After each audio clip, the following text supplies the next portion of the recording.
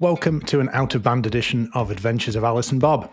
After our last out-of-band podcast on the Okta breach, we had a lot of great feedback and requests for us to dissect more breaches, dive into more security threats that often keep our audience awake at night. So join us today as we go beyond the breach and discuss lessons learned from Midnight Blizzard and other recent identity attacks.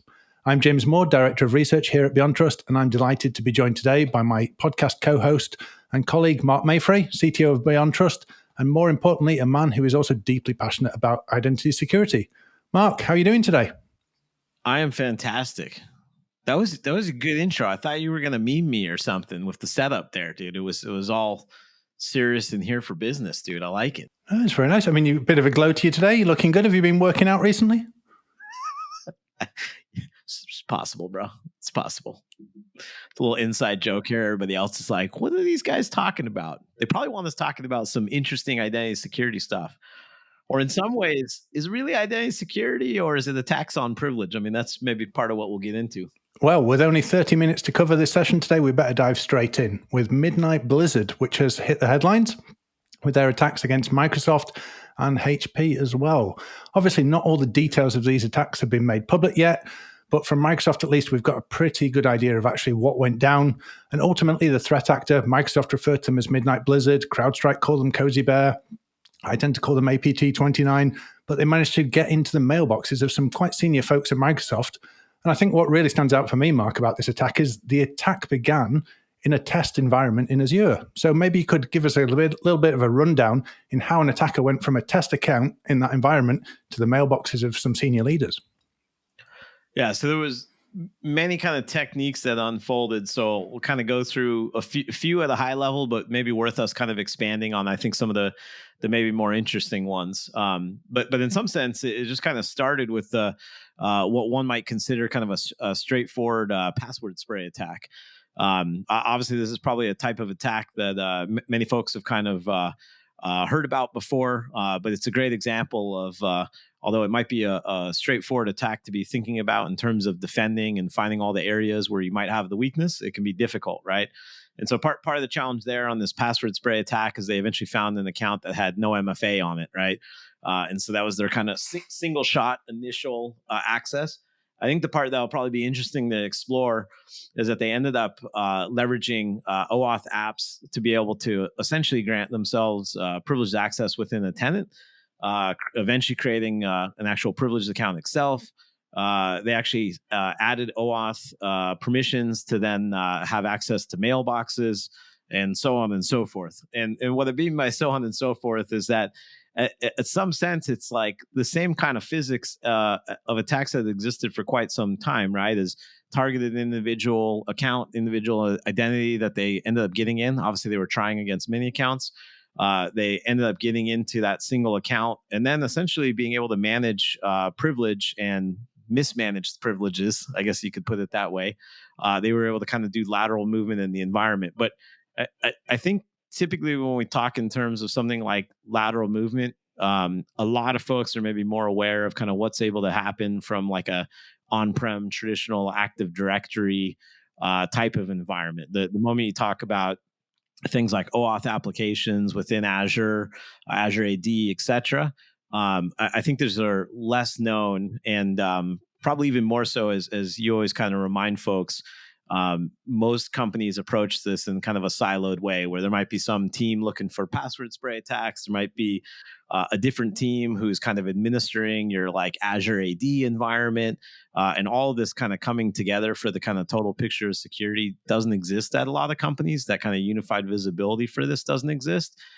Whereas for attackers, right, they'll happily kind of move amongst these things and leverage a variety of techniques. But anyway, it's probably worth diving into some of them. I don't know if anything you would add from the kind of attack chain that you thought was interesting. It was the very literal example of attackers thinking in graphs and defenders thinking in lists, that they had this account. And, we don't know all the details here, but it was a test environment. So people probably weren't really caring about seeing password sprays or enabling MFA, thinking that it was just a test environment.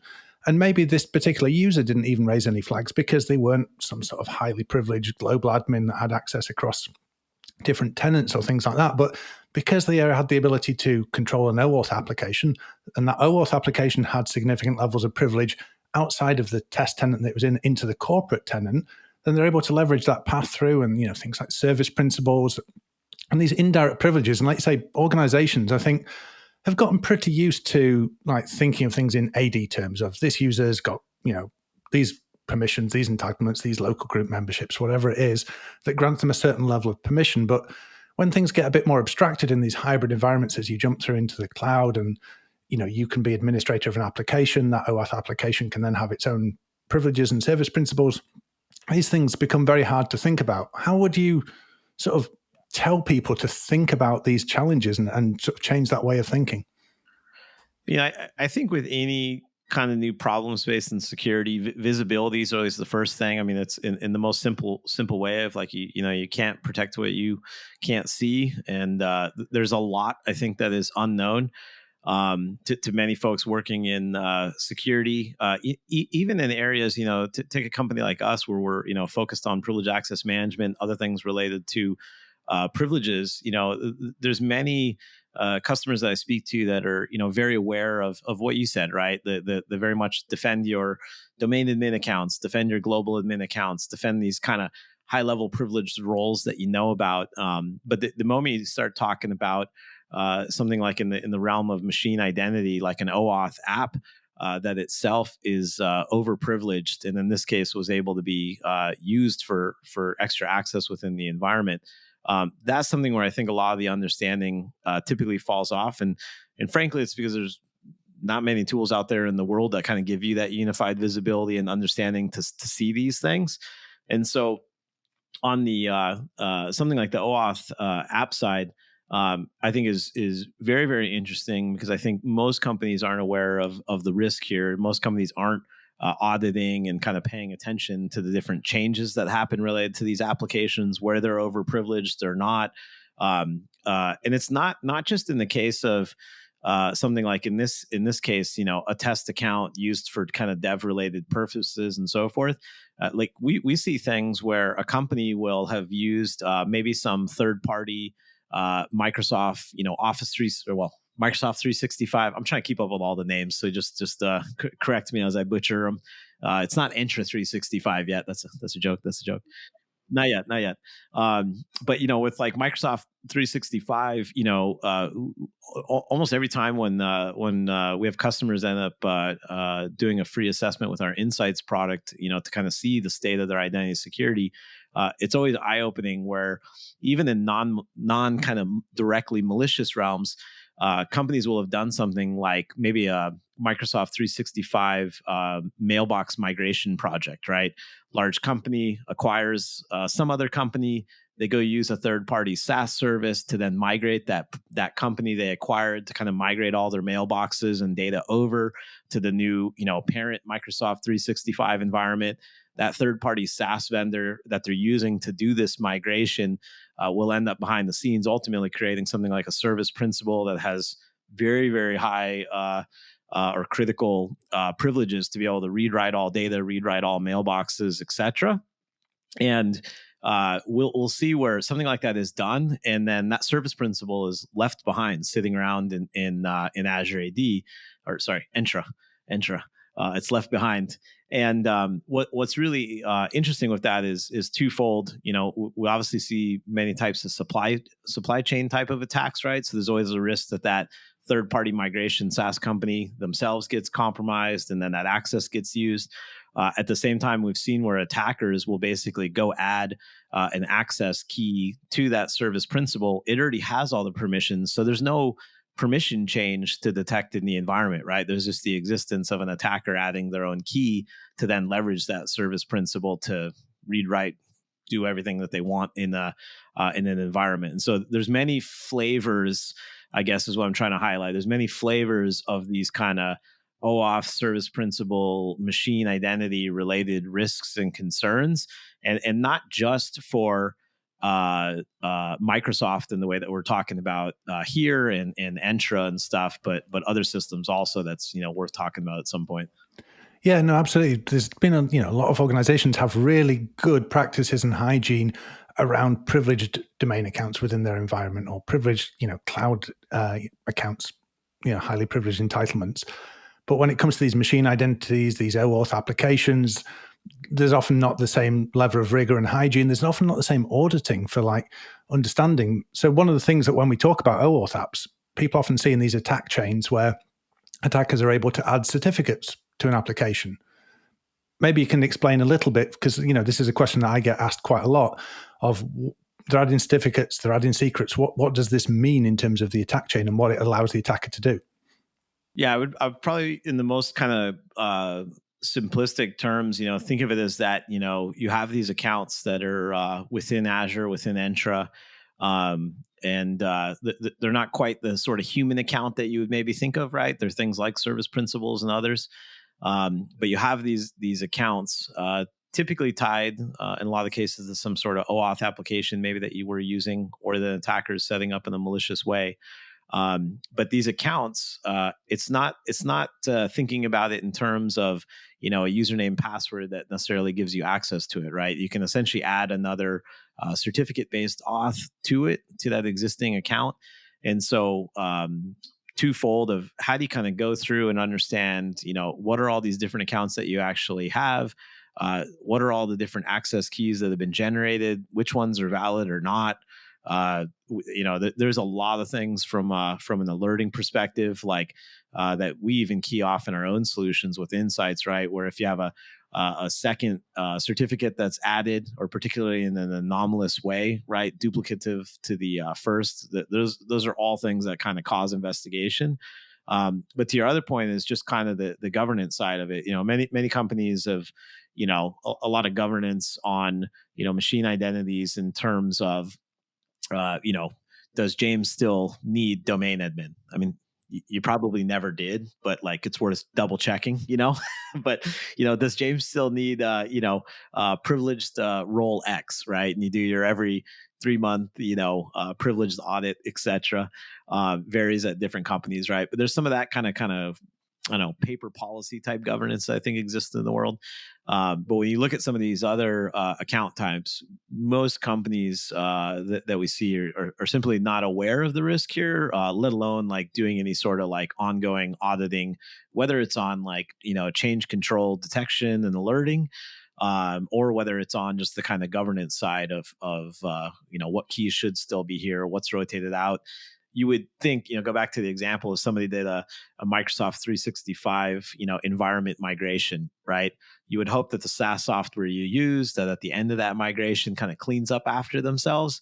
They don't, right? So anybody who kind of is aware with, kind of on-prem Active Directory managing, say, service accounts, right? Knows that managing service accounts and securing them is very important. Obviously, that's a big part of privileged access management, is doing that sort of thing. But a lot of people know from kind of the on-prem world, there's software that'll create one-off local privileged accounts, sometimes even Active Directory domain accounts. And so people are kind of aware that you got to look for those things, audit, clean them up, because software, IT folks, other kind of means will kind of create these things, leave them around, leave them over privileged. Most people aren't aware that all that same sort of stuff happens within Entra, within Okta, within really any of these kind of identity systems, right? And I think the interesting thing there is that, again, organizationally, for companies at varying levels of maturity of even knowing about these risks and looking for them, they're doing it in a siloed way, right? They're doing it, let me think in terms of Active Directory, let me think in terms of maybe just Okta or Entra. And one of the things that we're, huge proponents of, obviously, is how do you create that unified view, that unified understanding, right? Of, I'm trying to work the kind of core physics of machine accounts that are overprivileged across the wide spectrum of identity infrastructure. How do I get a centralized view into that versus I kind of do it for AD? I might not even know it's a thing I should do for Okta or Azure or so forth, right? Yeah, and speaking of those service accounts and those connections between different systems, we highlighted the Okta breach on a previous Out of Band podcast that we discovered in October 2023, and that's hit the headlines again recently, with Cloudflare disclosing that the attackers used a service account token and credentials for 3 service accounts that were actually compromised during the Okta breach incident to then go on to access their internal Confluence and Jira systems. And Cloudflare have gone on to detect the issue. They've addressed it. They ended up rotating, I think, over 5,000 production credentials, re-imaging systems, segmenting, staging, and testing systems. And ultimately, the attacker was only able to access some documentation and a limited amount of source code. Still not great, but that's a good example. What makes these service accounts such an attractive target for attackers in attacks like this? And how are they able to chain that together with a breach of one system into another? Yeah, I think a lot of it stems from there's too much of the both the kind of threat detection and also call it posture or hygiene, world of things that is very focused on the kind of human side of things. Because a lot of times when you hear about the initial break-in and breach, it's some employee account somewhere that gave the attacker the initial foothold, right? And so people get very focused on that, as they should be. There's a lot you should be doing related to your human accounts, right? So I'm not trying to underplay that. But we consistently see that leveraging, for example, an unprivileged human account to eventually go find something like a service or a machine account that is overprivileged, whether it's an example like this, like an OAuth application, or maybe some machine account or service account that was created in Active Directory for some automated scripting reason. I mean, the list goes on, right? An API type of account that might have exist in something like Okta, as we kind of saw, like you said, with some of the things related to Cloudflare. And so typically folks are thinking in terms of those human accounts. Attackers are always thinking in terms of always the graph, right? How do I pivot from the one thing to the next to the next? And so you need to kind of be able to see across all identities, right? Like you need to be able to have the heads up display that is, these are all the identities in my environment, human, machine, etc., and looking at the configured state of all of them, right? Because it very much does matter in terms of whether the example like with Cloudflare, where you can have things that are very much equivalent to what happened, similar but different with Microsoft, where you have API keys and other things that are added, or something like service principals, where certs are added and so forth. It is very much all similar sets of problems, right, that attackers kind of piggyback on. Yeah, and I think that what's really interesting with some of these machine accounts in particular, and some of the techniques that we're seeing being pioneered in the Midnight Blizzard thing, for example, is they offer really good levels of coverage, cover for the attackers. Because if you think about your example there that you gave earlier around, there's some email migration app that was set up, highly privileged, to migrate emails from an on-prem to a cloud system. That gets left in the environment, gets compromised. It's not going to look suspicious if you start seeing events where the app designed to migrate emails is accessing mailboxes, because that's exactly what it's designed to do. But the attackers can use that to their advantage and actually hide within the cover. And this is why, Midnight Blizzard, or as I tend to refer to them, APT29, we've seen them evolve a lot over the last 5 to 10 years. They used to be the deploying Cozy Duke malware and phishing campaigns, but they're really laser focused now on identities, access, and really knowing the ins and outs of Azure and Office 365 far better than actually enterprises seem to know them. And they specialize in hunting down dormant accounts because it's a legitimate, valid account. It's got forgotten levels of privilege. Well, and also, I mean, these are also the accounts where, when people are focused, for example, doing something like an MFA project, right? Very focused on human accounts and so forth, right? And so another thing with these accounts, right, is that some of the kind of safeguards that are like MFA and other things that you might have applied, obviously, to your kind of human related accounts aren't existing in this realm. So they're basically easier to manipulate, easier to take advantage of. One of the things that when we do the kind of unified and discovery and visibility across this stuff, that we always recommend is, as we find some of these different machine accounts, is not only profile and understand what is the typical behavior, so we can alert you if they're being used in abnormal ways, right? Or if privileges have changed. So you have that, whether it's the example of the Microsoft 365, migration account that now is all of a sudden, typically was used 3 years ago from some given IP space from some given service, is now being used in an abnormal way. But at the same time, also, leveraging things like conditional access policies and related, right, where you you know more of like how this machine account should be accessed, when, from where, etc., and being able to dial in a tighter policy around it, right? Which is another kind of like protective measure beyond all the high level, change alerting and so forth, and kind of auditing that's obviously critical. Yeah, and even on the human side with MFA, one of the things that, again, APT 29 pioneered 2022, I think we saw them first starting to do this, was abusing the fact that you could set up self-enrollment for accounts within Azure Active Directory. So you log into an account, you've got 14 days to set up your MFA factor, otherwise your account's effectively restricted. And they'd find those dormant accounts that had never been set up in MFA. They'd crack the password through a password spray attack. They then add their own MFA device, and suddenly those conditional access policies that say only allow access through the VPN if they have MFA enabled, suddenly that's a hurdle they can jump over just through password spray targeting. So that just basic hygiene of accounts in your environment. Then you've got the complexity of the service accounts that might not have even had those controls applied in the first place. All these things really make it very interesting from an attacker and a defensive perspective there. No, I mean, even something like you're saying on the, we see it all the time in during assessments, right? Where companies are like, oh yeah, we've rolled out MFA, right? But like, how do you actually know where you successfully rolled out MFA, where your gaps are, if you don't have a consolidated, unified view of all identities, accounts, etc.? Typically, when people answer the, oh yeah, we rolled out MFA, right? It's we enabled it at some level with whatever our primary identity provider might be, right? So whether Entra or Okta or Ping or so forth. But there's a million and one ways that there can be gaps to that, not only in those primary systems where MFA hasn't been configured properly, but also just gaps like what happened with Microsoft, right? Where it's missed for a variety of reasons. And then definitely to your point, right? Like not all MFA is equal, right? Like some MFA is good, but there's definitely varying forms. And this is we'll take a moment for our sponsors, FIDO2. No, I'm kidding. They're not sponsors, but we do strongly suggest FIDO2 where possible. Obviously, it's much more phishing resilient than any other kind of factors out there, if you will.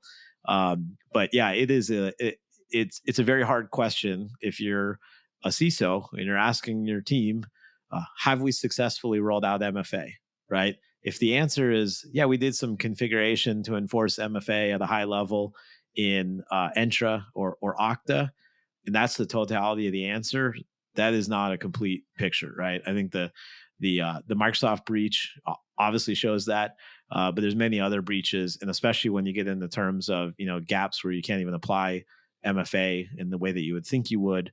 Having that total understanding across your entire identity state becomes really important, and is I think it's for us one of those things that's always eye-opening when somebody does an assessment with insights and they're like, oh yeah, I have MFA, and then we show them the report and we're like, here's all the ways that you don't actually have MFA, right? And it's a little eye-opening when you look in totality. And again, that's the difference of we did the one checkbox defender list item versus the attacker who's going to look across the totality of things because they're going to find whatever ends up working, right? Well, I think a great example of that came out of some Proofpoint publications this week. So I think it was the 12th of February. They released a blog talking about a cloud account takeover campaign they've been tracking, impacted dozens of Microsoft Azure environments globally, attackers focusing on fairly senior individuals within organizations, delivering targeted phishing lures.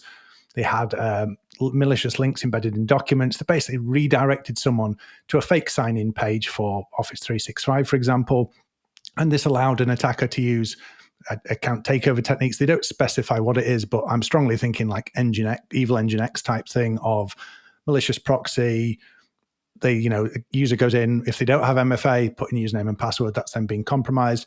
If they have weak MFA and they push in like a one-time password, the attacker might be able to capture it, do a session hijack attack there. And then the attackers made extensive use of residential proxy networks to bypass conditional access policies. But one of the first actions they were doing was they were adding in their own factor of MFA. So they were exploiting the weak factor of MFA to add in their own factor, which is under their control. They've then compromised the account, and then they're able to persist their access and use that to access the cloud applications. Those Office 365 things go into mailboxes, get the files, get the information out. And the main indicator of compromise was a Linux user agent that was picked out in the event logs. But for most organizations that have missed this, and it strikes me as, very classic identity hygiene issues, good old social engineering still at play, the latest sort of version of phishing campaigns. What would you say to people who are just thinking, are we actually protected by these controls? How should we think about protecting our accounts better there? Yeah, I think in some sense it's like, and I think that the great challenge with kind of identity security, securing privileges, et cetera, is I think some of the terms start to sound the same, right? It's like, oh, I have a threat detection solution, right? Like I have a SIM, right? It looks for some of these things. I have vulnerability management, right? Like it does some hygiene checks, right? Um, and so I think some of the terminology makes it hard, because I do think sometimes people have kind of a false understanding of some of the kind of traditional tools that they have, whether from like a threat or vulnerability management or related. That is a wildly different view from having a consolidated kind of focal point of identity as the first class thing that you're trying to protect, right? And really, it's not even so much about the identities, because two different identities, they're kind of meaningless by themselves, right? It's what are all the privileges and entitlements and so forth, right? And so I think the when you look at the kind of how to find some of these things, it's not so much, if you take, for example, like traditional threat things, call it SIM, call it XDR, it's all flavors of the same, although people argue otherwise. But it's all flavors of the same in the sense of event data and event logs and so forth. Obviously, really, really important to have centralized and so forth. For the average people, they're not going to make sense of all the raw data, right? And so how do you actually kind of normalize across things? But B, defending from what we're actually talking about takes a lot more than just event data, right? Like it takes a deep, deep understanding of the world, and the contextual information is like some of the most critical stuff, right? Because if you're just looking from like a pure event perspective, you can see some blatant, something like a password spray attempt, right? Bringing in like the context of, well, what are the identities? How are they actually configured? What's their different privilege level? If this identity is successfully compromised, what is the graph of things that it eventually leads to, right? Like it quickly gets very, very complex, right? And so, I think one of the things I've seen with some of the CISO types that are kind of moving ahead of the curve, it's in the same way that the me and you have talked before, that the industry has kind of had these major shifts of focal points in security, right? We date ourselves going back, the 20 years where it was like keep people out, have good perimeter security, and then it's like there's no perimeter. It's all about the endpoint. You either have a focused view into your world that is identity and privilege centric in nature, or you're going to miss out, right? And that's not to say that replaces or competes in any way with what you might be doing from a traditional threat and kind of posture perspective. But the depth of what is needed is obviously very critical in these terms. So that's my rant on that. At least that's probably more than you were asking. Well, no, that's perfect, because your answer actually timely there, because we reached out to some of the audience for some questions in advance of this. And one of the ones that came up was, if Microsoft can't get this right, should the rest of us just give up and go back to being on-prem? Because that identity is now the front door, that Office 365 login, the cloud is now often your front door of your business. Like you said, there's not the perimeter network thing that you used to think about. So what would you say to someone who's thinking, if Microsoft can't solve this, shall I just give up? Yeah, I mean, I think it's an interesting question. I think, obviously for any large enterprise, obviously Microsoft being one, defending from all aspects of attack and kind of getting everything right is definitely difficult. Just to kind of be fair to them. Obviously, I think I get some folks' frustration that there's like there's things like this happening, but then they're also trying to maybe sell you the solution to it or whatnot. So I kind of get all that, but I do think the stuff that we're talking about here, it's really timeless, right? Like me and you have kind of referenced on previous podcasts that something like the concept of least privilege, right, is this timeless concept going back to the 80s and multics and OSs that people probably aren't familiar with at this point, right? And so the reason that we always talk as a company in terms of, at the end of the day, most breaches are made possible by compromising the right identity that has the right level of privilege and access, right? And so you need to have some security that is thinking and programs in place. Now, I mean programs as far as like products, right? I mean like how your team, how your organization thinks, because products are just a tool in the tool bag, right? Like you either have kind of a focused thing around what are we doing about privileges, what are we doing about identities, how are we monitoring these things, how are we going deep or not? And so it's not solved by on-prem. I mean, we've seen that time and time again of Active Directory's its own world of scary things. I think what is disheartening to some folks that I talk to in IT is that a lot of folks had like kind of a belief in the promise of like, all right, Active Directory on-prem and that kind of world, and the million and one attacks that exist, we're all going to get to the cloud and kind of managed offerings, and it's all going to magically be better and taken care of for us. And nothing could be further from the truth, right? There is certainly different types of attacks, different levels of attack surface and stuff between, say, on-prem Active Directory and something like Entra. But the complexity these days of the entire identity estate is massive, right? And it is not something where you shift and it is magically solved for, right? There's a lot of risk there. All these breaches that you've mentioned today are great examples of that. And especially for I think in our world where we do have more customers that are more focused on securing privilege, securing access. One of the things that I think is really important, and I think that these attacks show, is that in order to actually truly protect privileged access, privileged accounts, you have to also understand and protect your privilege infrastructure. And you have to do that across the board in a unified way and understand the interplay of the identities, the infrastructure, et cetera. Because whether it's the misconfiguration in Entra that eventually kind of brings the house down and leads to a privileged account being compromised, or whether it's the misconfiguration in your on-prem Active Directory, say certificate services, right? All of these things can lead to compromised privilege, compromised identity. And so I think that's one of the big kind of educational missions that I know me and you are on, right? Is making sure people think in terms of all this privileged identity infrastructure and what are you actually doing to protect it in a focused way. Yeah, no, that's a great answer. And George, certainly don't give up and go back to on-prem. The industry is addressing these problems. We're all in this together. There are things actually, and there's a lot of lessons we can learn from the hygiene we've built on premise that, the thing we used to say when cloud's first coming along, that it's just someone else's computer. Like they have that thing and you're just running code on it. Just start to extend those practices out and think of the hygiene and the best practices you have and extend those out. Mark, have you got time for just a couple more quick questions before we wrap this one? Let's do it. Okay, so one person wants to know, what are the most important log sources to look at for identity types of attacks? All of them and none of them. No, I mean, I think going back to what I was saying is that too many times folks do think of kind of protecting identities in terms of like, get all my various logs that I need into a SIM, an XDR, or this or that, and that'll kind of give you everything you need. There is a wealth of context and information that simply doesn't exist in logs, like just full stop, right? So there's a lot you can do.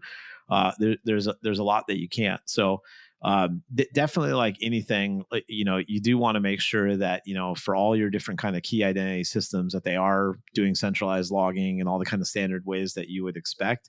But I think the very important part that I would make sure people understand is that you do need to think beyond the logs, right? Especially because, it's great to be able to find that right now you have a service principal being misused or some identity being abused, but it's even better to prevent that stuff, right? And the way you prevent that stuff doesn't come from event log data, right? And so getting the necessary data in a unified way across your entire identity estate to make sure that you're doing the right hygiene and posture, that then hopefully not only limits the number of attacks that can get through, limits the amount of noise, limits the amount of time that your team has to take triaging, but also kind of up levels and makes you a harder target, right?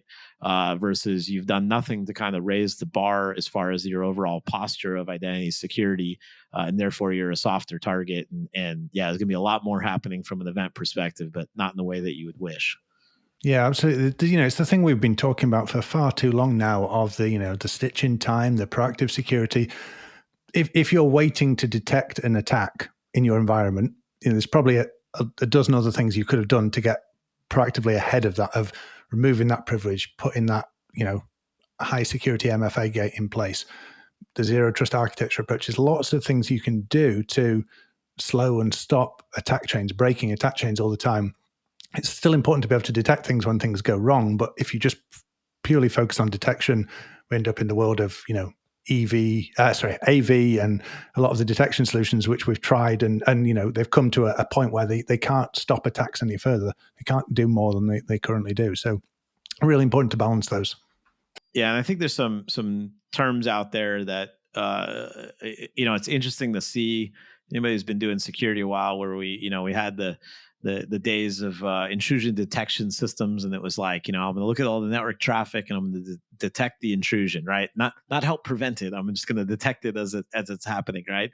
And then eventually we were like, maybe we should do protection, right? Like maybe we should try to prevent those network intrusions in the first place. And it's kind of interesting to see in the identity world, where you have terms being thrown around like identity threat detection and response, right? And it's like, well, yeah, of course, like identity-centric threat detection and the ability to respond is important. But like, what happened to the like fixing my environment to have less detections because I'm not actually getting compromised, right? And so we seemingly are kind of sidestepping some things as an industry again, where we rush to the world of it just being a detection kind of threat problem versus like get the hygiene right. And so it's probably the broken record I've been on for like 20, 30 years working in security of like, you got to do the eat your vegetables version of security, right? Control and manage your attack surface, limit it. And no different than how we've always thought about other aspects of IT and security. You need to kind of holistically look at your identity estate and how do you control and manage that attack surface. And that is equal, if not more important than just your ability to detect the threat, right? Because you're hopefully going to stop a lot of this stuff in the first place. And speaking of broken records, I think you might have answered this last question about 3 rants already ago. But the question is, if I've enabled MFA, are those accounts protected from phishing and compromise? No. Just I'm sorry to break it to that person, but just no. I know. I mean, there is it's good to always repeat though. Like, yeah, MFA, not a bad thing. Obviously, different forms of MFA. But yeah, there's MFA bombing and a million other ways that MFA is not enough, right? And we've seen that in some of these different attacks that you were highlighting. So definitely a good thing, but insert FIDO2 rant or related here.